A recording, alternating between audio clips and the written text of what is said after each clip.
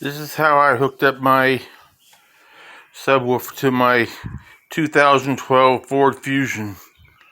Everybody complains about the firewall. So what I did, I went under the car. As you can see, it's hooked up.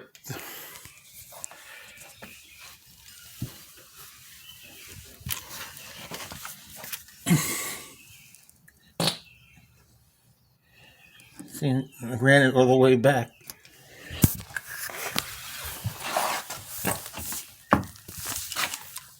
And then in the trunk, there's a grommet, which I put a hole in.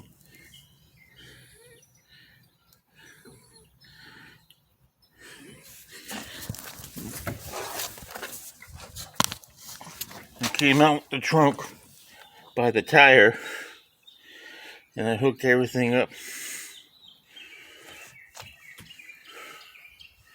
And I had my subwoofer.